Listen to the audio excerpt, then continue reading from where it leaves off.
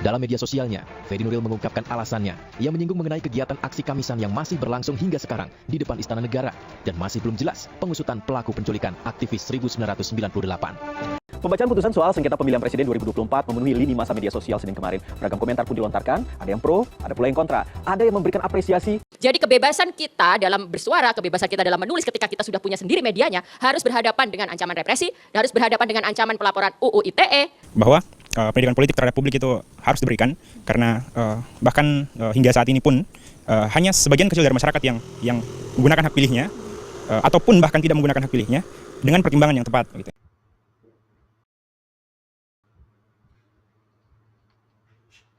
Halo teman-teman, coba jujur deh. Siapa yang di sini kalau buka media sosial, isinya kalau nggak FYP joget-joget, ya minimal perang komentar soal politik. Dari yang ngebahas kebijakan pemerintah, sampai netizen yang berantem gara-gara beda pilihan pas pemilu. Seru sih buat tontonan sambil makan seblak, tapi kadang bikin mikir, kita ini beneran paham demokrasi atau hobinya cuman ribut aja?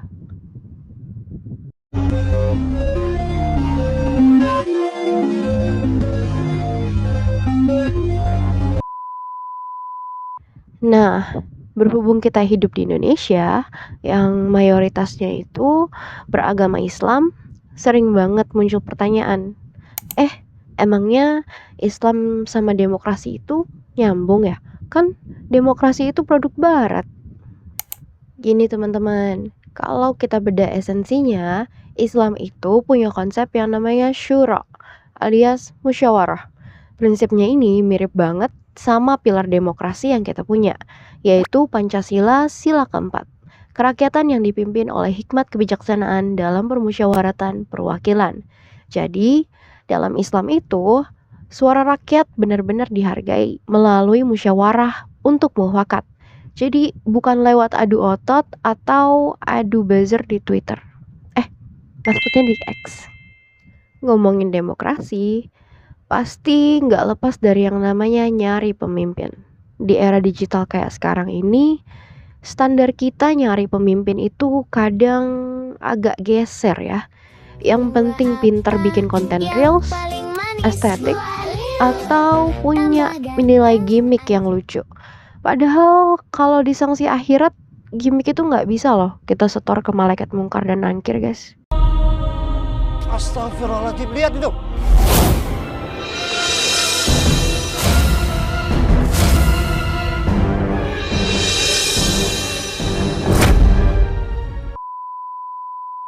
Dalam perspektif Islam, kepemimpinan itu bukan hak yang istimewa, guys. Melainkan amanah yang tanggung jawabnya itu beratnya minta ampun. Rasulullah Shallallahu Alaihi Wasallam sudah kasih blueprint lewat 4 sifat utama beliau, yaitu sidik atau jujur, amanah atau bisa dipercaya, tabligh atau menyampaikan secara transparan, 4 fatonah atau cerdas. Ingat kisah Khalifah Umar bin Khattab. Beliau itu malam-malam keliling sendirian membawa karung-karung gandum buat warganya yang sedang kelaparan. Karena beliau ini merasa berdosa kalau ada rakyatnya yang sedang kesusahan. Nah, coba bandingkan sama oknum pemimpin zaman sekarang. Bukannya keliling bawa gandum buat rakyat, malah rakyat yang disuruh patungan lewat pajak buat bayar fasilitas kemewahannya.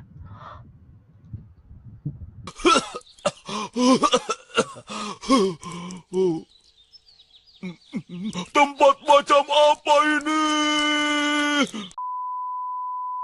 Berkali-kali Asyani, terdakwa kasus pencurian 7 batang kayu jati ini, mengelak tuduhan jaksa penuntut umum. Dalam persidangan lanjutan di Pengadilan Negeri Situbondo Selasa siang, Asyani tetap berkukuh tak mencuri 7 batang kayu jati milik Perhutani. Ia bahkan berani sumpah mati.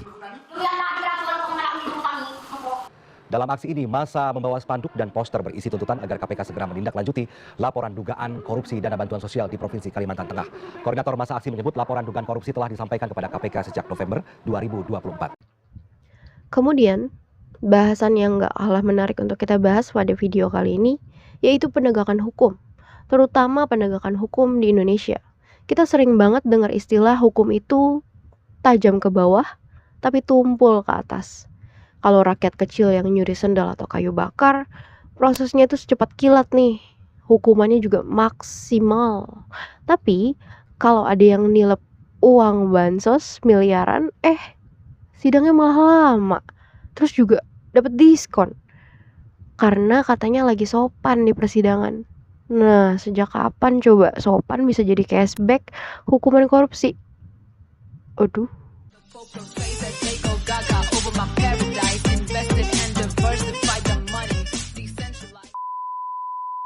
Nah, berbeda dengan pandangan Islam. Islam itu tegas banget nih kalau soal keadilan hukum. Gak mandang bulu, gak mandang jabatan, dan juga gak mandang yang namanya isi dompet. Rasulullah Shallallahu Alaihi Wasallam pernah bersabda dalam hadis riwayat Bukhari yang terkenal banget. Yang bunyinya itu seperti ini.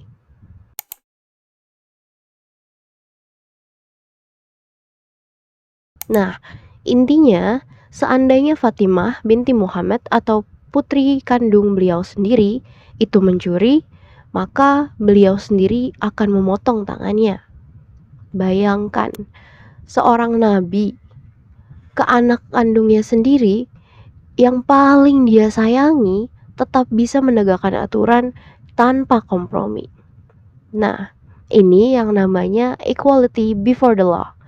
Yang semua itu sama di depan hukum. Jadi nggak ada tuh intinya cerita kayak anak pejabat dapat jalur fast track, dapat keistimewaan walaupun ngelakuin sesuatu yang salah.